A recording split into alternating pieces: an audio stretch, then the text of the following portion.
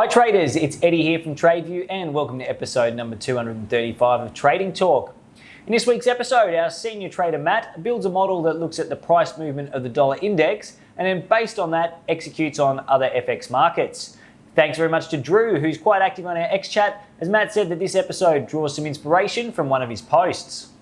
I'm really looking forward to this year's Algo Conference in November, and we've booked in two of our speakers already. Nick Raj will be presenting a portfolio-based day trading equities model, and Johan Lotter is currently working on 4 different types of models, which are going to give you a whole lot of great new concepts right there. Also this week, we've spent some time in X Analyzer doing a deep dive analysis on the 2021 conference models, as our traders have been managing them here on the desk for just over 3 months. And you'll be excited to know that they've been performing very well. In fact, even better than the back testing that we did prior to the conference. I'm 100% confident that any trader out there would be extremely happy if they'd achieved those results themselves. If you'd like to know more, please give us a call on our desk and we can share some more details with you.